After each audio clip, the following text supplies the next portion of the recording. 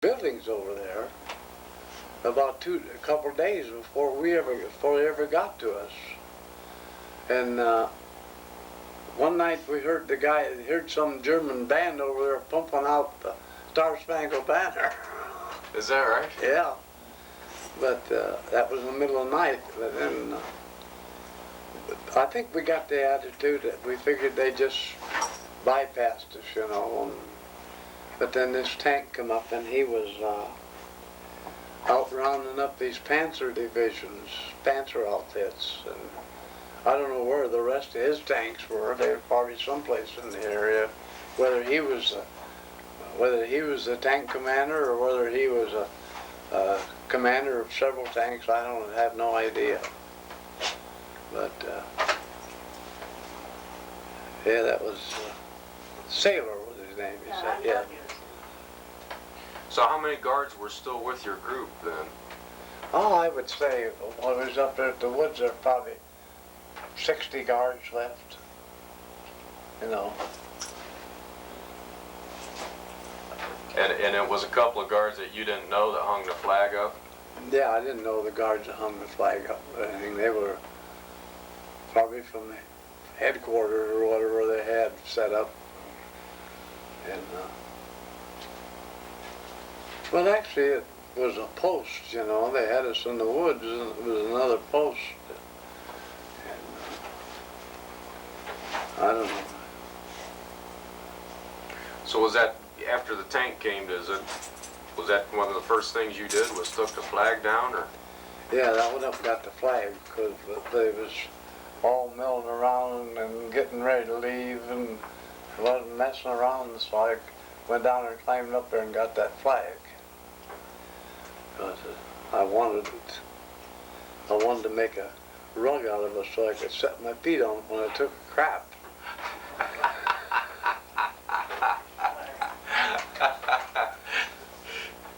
Ain't that what I told you, Jack? Yeah, you told me that, to say that every day. This is world history, Virginia. Yeah, right, yeah. You what? I say this is world history.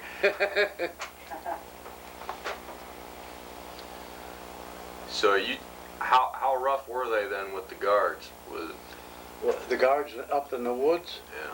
They weren't rough at all, because we just didn't go out, you know, Yeah. except when you go down there and get some water. No, I mean after you were liberated. Oh, after liberated, Yeah. the guards, they pushed them down there and held them in a little area. And I suppose there was 15 or 20 Americans around there with guns, you know. But they were going in between them and stealing their watches and everything.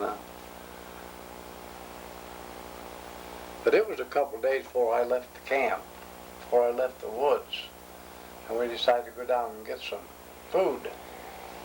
And we found one place where there was some white bread. And we ate that. That was good, because we'd had sawdust off bread all our time there. But then we had to find a way to get out of there. And you never saw Gerlach or Struck again? No, I never seen him again. Did you see any Russian POWs that had been liberated? Oh yeah, they were all over the place. They was digging up everything, eating, and there was dead ones around there too, a lot of them.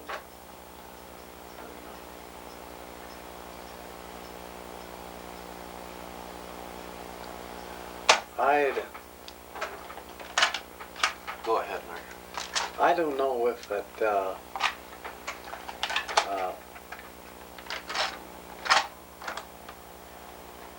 it was happening so fast, Paul. I don't think the Americans had any chance could take care of the Germans, nor even the Americans, freed Americans. They just didn't have transportation to get them around someplace. And so then when that old German says there was a airplane comes in, lands at that field over there about twice every week to bring in petrol. So we went down to that field and hung out around there till till pretty soon here come the GIs up with their trucks. And then they said this was a C-47 bringing in some fuel. And it was from Paris. So we figured we'd stay there and get a ride with him. We got a ride with him to Paris then. But This is when they start taking you guys out, right? huh? This is when they start taking you all out? Yeah. But the people, they just dispersed. There was nothing come in and trucks and took people. They was dispersed all over. The Americans just took off after the infantry got there. And I was always kind of afraid because that American captain had said there was Panzers active in the area yet, so I didn't, I was kind of leery, but I never seen any. But if you could see these people hid from it too, so. They had two enemies, German enemies and American enemies. I guess they figured it that way. And the Russian POWs, that would have been Yeah, the it worst. was the third one.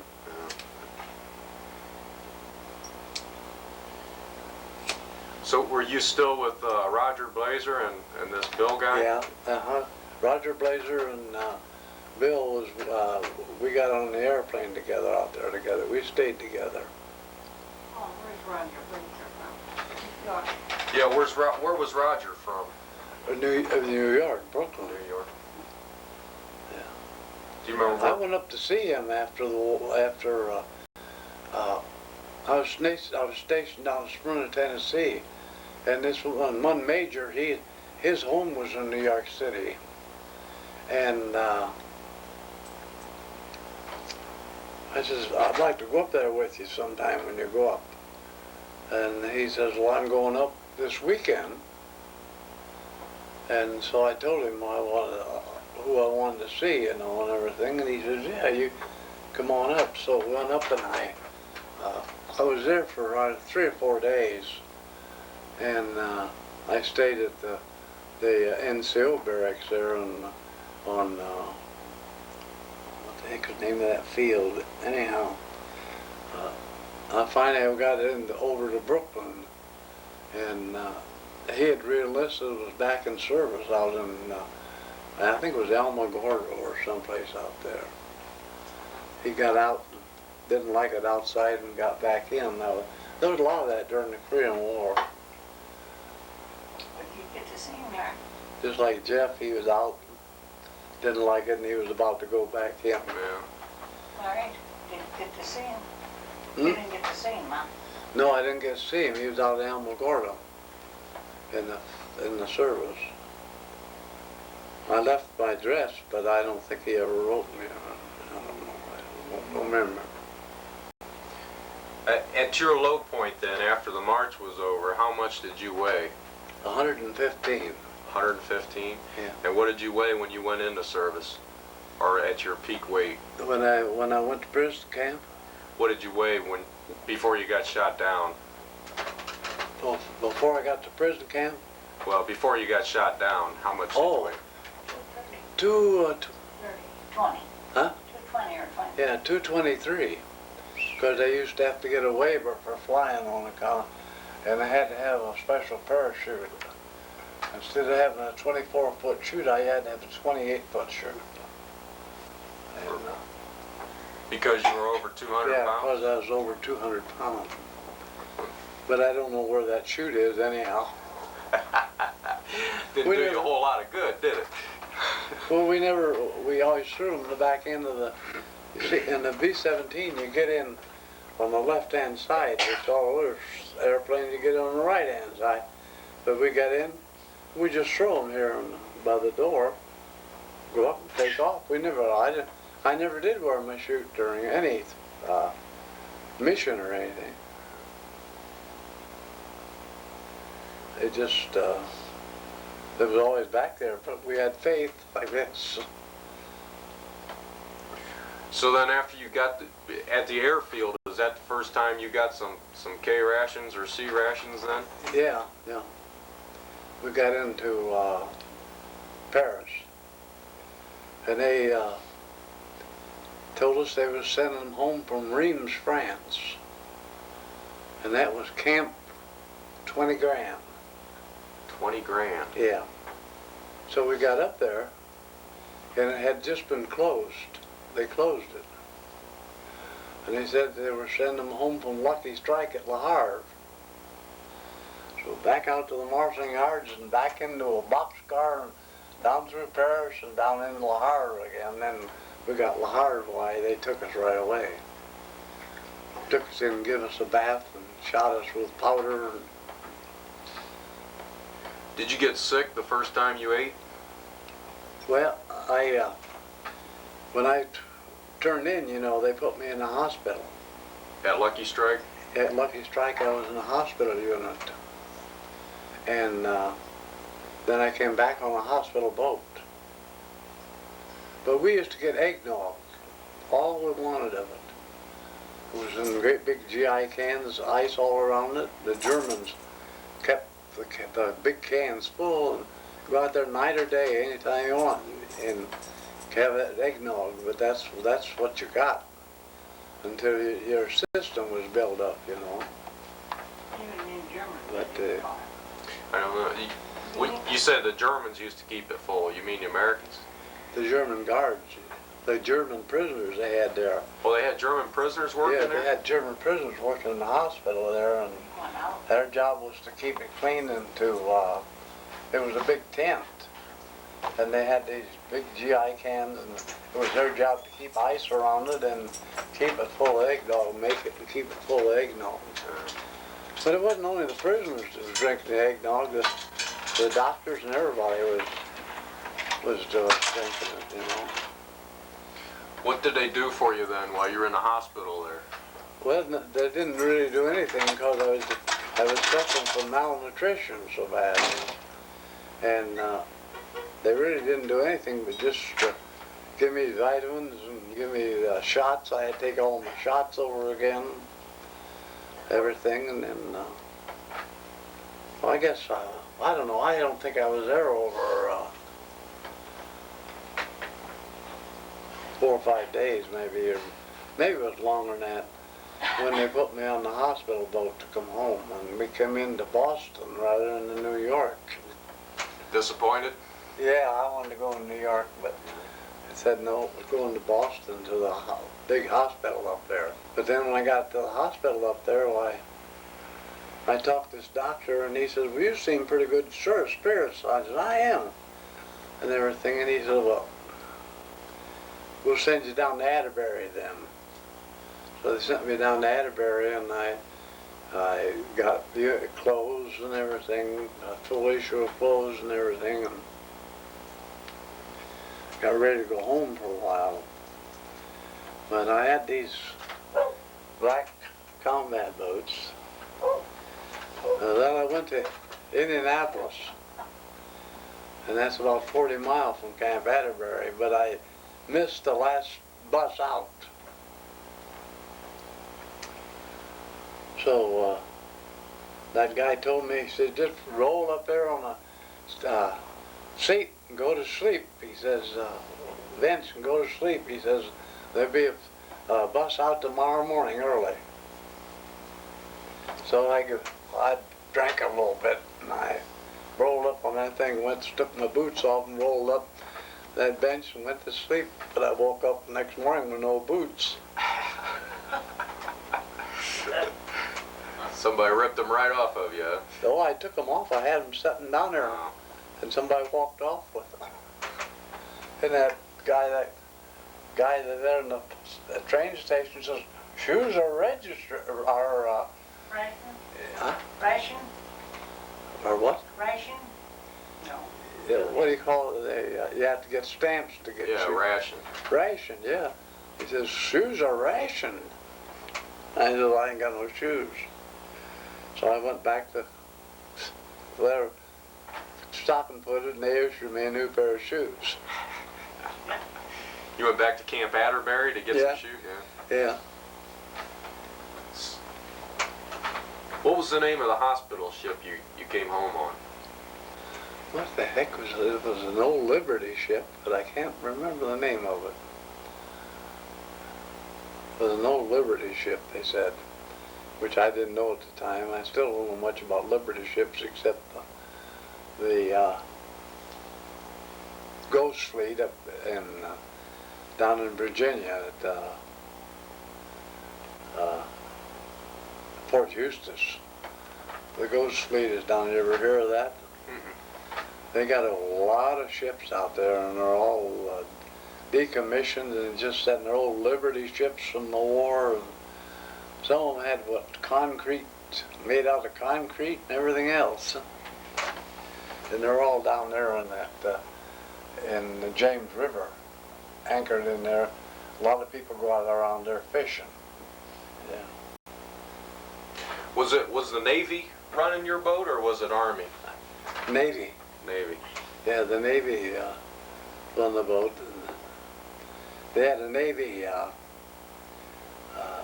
medic. And we were out, I don't know how long we were out or anything. So one day he come around to me and he said, out of bed on your feet. And I got out of that bed and on my feet and I urged me. Back in bed, back in bed. You vomited, Larry? Oh, you vomited? Yeah. Huh? You vomited? Yeah. He says, back in bed, back in bed. So I spent the biggest share of the trip until just when we come inside of Boston Harbor, I come up. They sent us all up then, except the ambulatory cases where they couldn't walk or something. That was all right when I got on solid ground, but this, You were seasick the whole trip? yeah, How long did it take you to come across, Larry? I think 6 or 7 days. So then you finally got to Indianapolis. Yeah, and then I went back, got a new pair of shoes, and then they gave us so much money, and then a partial payment, and they give, and I went up and got a bus ticket for home. When I got up home, I come into Fort Wayne. I didn't call no folks or nothing, and when we pulled into Fort Wayne, I was on a Greyhound bus, and everybody got off, and I happened to look, I was the last one to get off. I happened to look down there, and there was my dad looking up from my bus. But I guess he said that they heard from the service when I come into Boston Harbor, the hospital there, and then they said they heard from Atterbury, Indiana, that I would be home on leave that day. So the Army sent them a telegram? Yeah, the Army kept them notified. I guess they didn't want them to walk in on them, or something. So what'd your dad say to you when he finally saw you? Nothing. He says, how are you? And I said, okay, I guess. He didn't already know you, did he? No, sin. But we lived out 5 miles outside the city of Fort Wayne, or on the farms. And you should have seen that food that come in that house. God. Hams, chickens, steaks. The neighbors. Oh. Them farmers brought it in for me, everything. They really give me a welcome home. And the gas was rice at that time. And they give me a big bunch of T-stamps, or tractor. Gas for tractors. Well, we went up to New York about a week or so after I had come home to my mother's folks. And we spent them tractor stamps all around on the road, get gas. They said, well, that don't make no difference. We'll get rid of them. And then Who'd you go there with? my brother and my mother and father. My brother was home then. He was, Cadet. huh? Cadet. Yeah, he was a bombardier navigator on B-25s, and he flew a tour of missions in Italy. And then he volunteered for another tour in the CBI, so he went right straight from Italy to the CBI, What's CBI? China Burma India Theater. And then he came back to, what was it San Angelo? Victorville. Victorville. And you knew who one of his students was? Tennessee Ernie Ford. Who? Tennessee Ernie Ford. Tennessee Ford? Yeah, the singer. I don't know. Well, the all 16 ton of number. Oh, is that right? Yeah, he had him as a student. And he said the guys always called him the Mexican. And he was watching TV one day and Tennessee Ernie Ford come on and he jumped up and run out and he says, "Mom, where's my book from Victorville?" Husband got it. And he said, "There he is, the Mexican." It was Tennessee Ernie Ford. He wasn't famous yet, huh? No, no, he went through bombardiering school out there, and I don't think he ever went overseas or anything. Now I'm a little bit confused. Were your mother and father separated? No, No. no, I don't think I ever come close to that. I think Mom ruled the roost. So your mom was at the bus station waiting for you too then? Yeah, she was there, but my dad was in, you know. Did you talk to them much about Huh? did you talk to them much about what you'd been through? Yeah, what? Did you tell them much about what you'd been through? No, we never talked about it. And, Charles and I never even talked about it.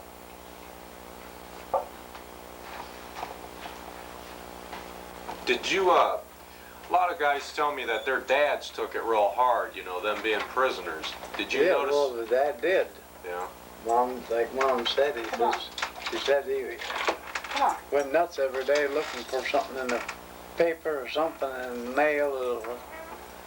But see, my dad was a contractor, him and my grandfather. But they couldn't build anything during the war. So my dad took a job as a guard at the General Electric Company there in Fort Wayne, Indiana. And my mother worked at the Fruhoff Trailer Company in Fort Wayne. And one day, Mom says, "I wrote a check to Red Cross today." And Dad says, "You did?" Says, "Yeah, they were out, asked for contributions on account of Junior." And That's him. he says, "They did the same thing last week to me." Here come to find out, for about 5 or 6 months, the Red Cross would hit my dad at the General Electric work. And then about 2 or 3 days later, they go and hit my mother at the Fruhoff for donations. What did your dad tell him, Larry? Dad told them from now on, if they wanted a donation, they come to the house. Yeah. But I know they knew how to get money out of people. Of course, the money did good too, you know, so can't kick on that. Did you think your dad had aged a lot since you? Oh yeah, he'd aged a lot. And so did my mother.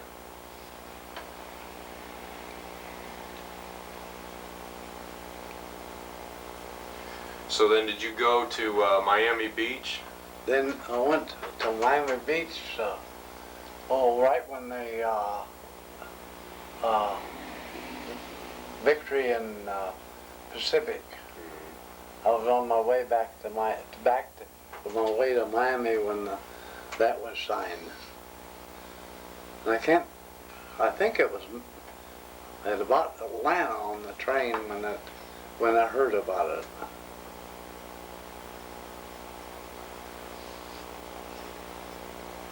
Then did you just have? Did you stay in a hotel down there in Miami Beach for Huh? Did you stay in a hotel down there in Miami Beach? Yeah. For R&R. Yeah, yeah, I stayed at the Princess Martha Hotel and just bummed around fishing, and it'd be time for us to leave, and they said, well, they haven't got assignments for us, and then next week, you know, and next week, so finally we got, I wanted to go to Smyrna, Tennessee, so that's what I got assignment for me, to Smyrna, Tennessee.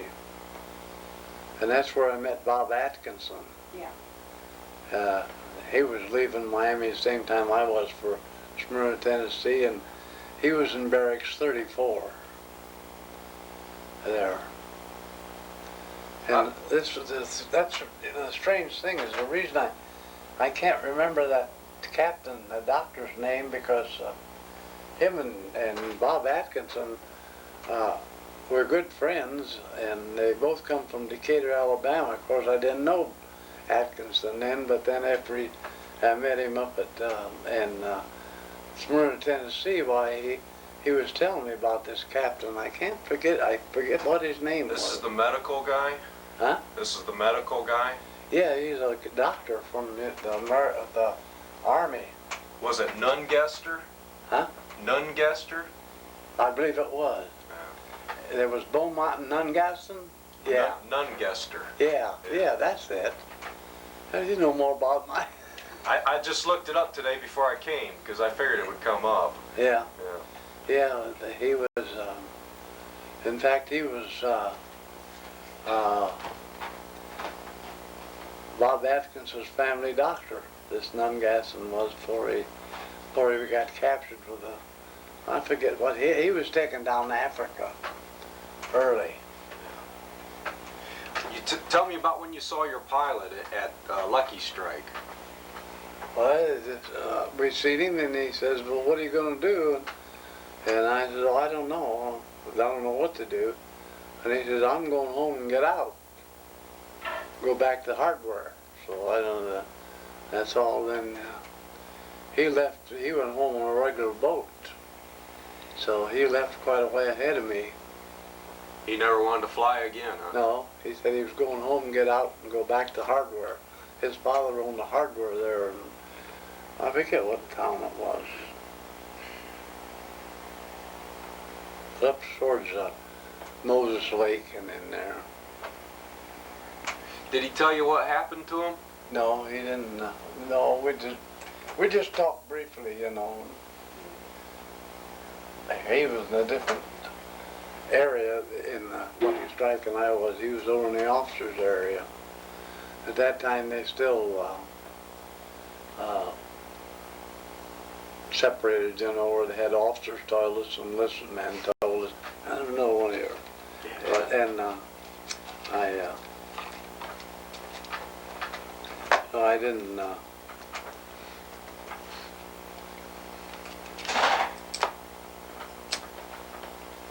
And you haven't seen him since? Huh? You haven't seen him since? No, I haven't seen him since. No, we sent him a Christmas card, didn't we? We used to get one from him. Who like? Amundsen. I can't remember that. Yeah, you got a Christmas card for him, and this year we didn't get any. Last year we didn't get any either. We sent him. Is he up in New York? Huh? No, he's up in Washington. I can't remember getting one from him. No, I say we didn't. Last year nor this year we didn't get. We got them other years. I'm sure. What was his first name? Les. Les.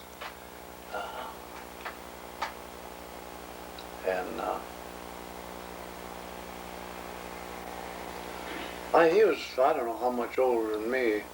He'd probably be about close to 80 now if he's living. Since I'm 70.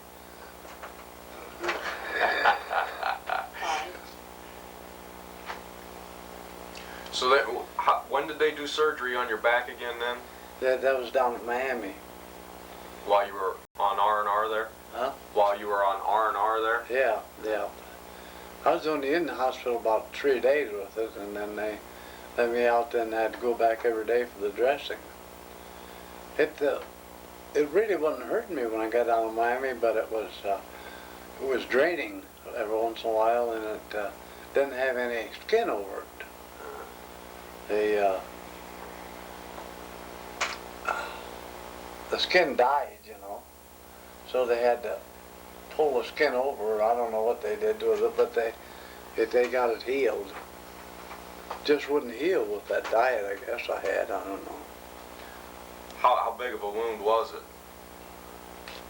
But that big anyhow. I think so. Geez, that's big. Yeah. Did the French doctor give you the piece of metal he took out of you? Give what? Did the French doctor, when he took that piece out of you, did he give it to you? No. No. But how big of a piece was it that was in you? Well, I don't know. I suppose it's big as like your thumb, like this. Something like that. He had it on the tray there. But it was a piece, it wasn't a shell, it was a piece of an oxygen bottle. Still have paint on it? Huh? Still have paint on it?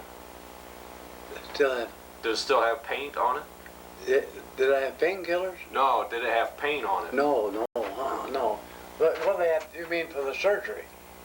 No, I mean, could you still see the color of it? Was it yellow or green? Oh, green, yeah. Yeah. Yeah, but they shot Novocaine just around the edge of it when they took it out. It hurt, but good. Like he said, it would have been a lot worse without with that. But they they couldn't put you to sleep. They didn't have the medicine to put you to sleep. They'd give shots of Novocaine as they operated, you know. Did you ever find anything more about that French doctor that was in the camp? Harry Vozick? Yeah. Yeah. Did you ever find out any more about him? Yeah, Ken Kurtenbach did a write-up on him. He did? Yeah, I'll bring it in to you. Oh, I didn't know that. Yeah, I'll bring it in to you. But he was our doctor for a long time. But he went from barracks to barracks. He didn't have it all. Did he check up on you? Well, no, I never had him because Nungas and Beaumont were there then. But I remember the guys talking about him coming around the barracks to barracks, you know. I don't know where he got any medicine. I don't know whether they might have traded cigarettes. The White House might have traded cigarettes to some of the German guards to get some medicine or anything. I know we fed a guard medicine one time. Somehow, we used to get stuff from Swiss Red Cross. And we got these pills in there. What the heck were they? They were physic pills. You know, to make you go to the toilet. And this guard used to come in every morning. And we'd give him 3 or 4 of those pills. We told him it was vitamin pills. They was crazy for vitamin pills. We told him it was vitamin pills. We kept feeding them things. He said, sunshine in his face, you know. So I don't know.